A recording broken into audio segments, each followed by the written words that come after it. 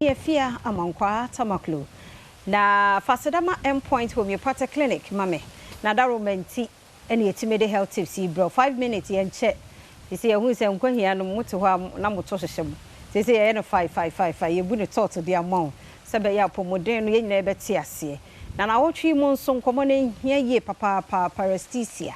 yes burning sensation eno de wo ho no ma tin ka se bia we mba bi hihyi wo eno na ye ka ho asem ya na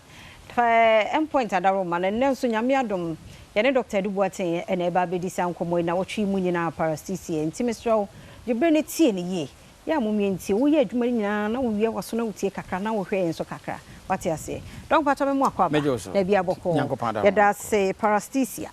se no ano no na wotwi mu nkomo aye die no no eno so ye condition be yo meda se pa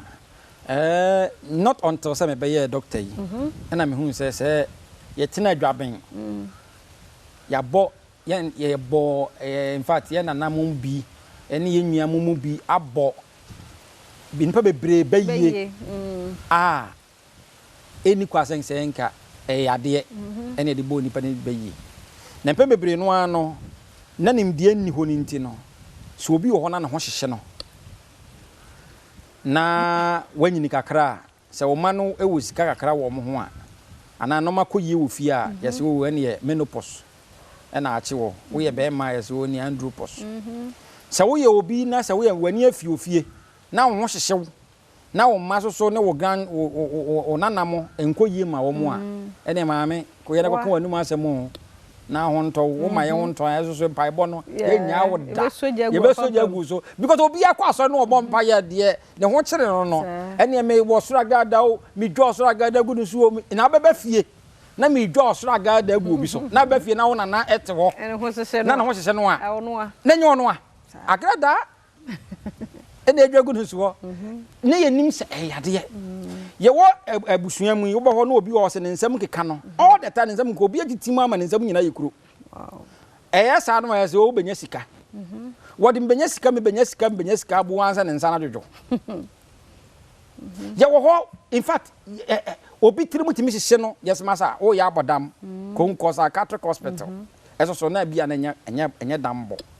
enti ye ka paresthesia no a na ya hohyehye yade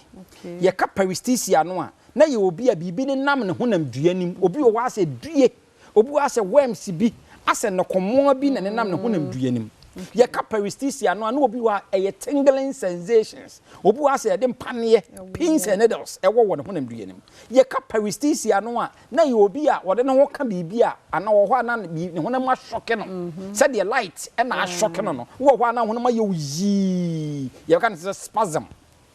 ye wo ka paresthesia na ne obi wo ho ana ne honam baabi wo so no ye ni achi na obi wo ho abo se na ne honam baabi ani cold na ne honam hyehye no na obi wo a nya ne hyehye akrobu akada ne honam ya ne hye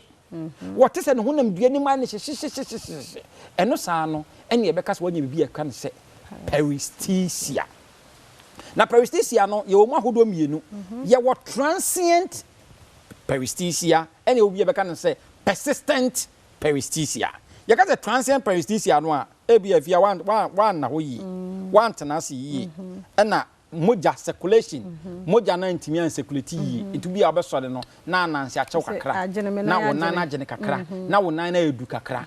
ugina ho a na ekwa na ama bie mu a ye beka ne se transient na just say etwamu ene ye wo persistent ene de na just say medical condition na de ba na yade bi na tachiri na persistent na ye say obi a wo de wo ho de bia ananse chechew na wona agene na ekona ba na wona dudu na bibi ni nam honam duanim na waposo honam twetwetwewa ye kase wanya bi e ka no se paresthesia na ye medical condition the whole week nyina be di nkomo be wie no bo hu de be wie endpoint homeopathic clinic sa ya de we bi hawa wadawroma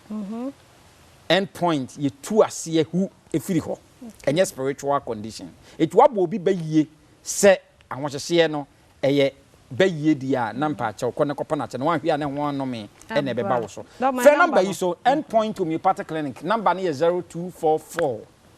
867068 0244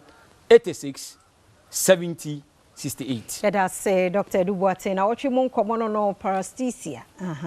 There's a burning sensation. Obo so nyina wo experience bia. Ochina sabre ya saka ye ho 5 minutes yen che. Na yen to so frɛ Dr. Duboate bribia na dwode. Said I would na dwo no so beda. Ba hours you working hours ho no de ofrɛ no bejo so. Na wa cheche o mu bibia ha wa adwen bi. Ochina nkwa hoden ho a saka ye ho ebeto so.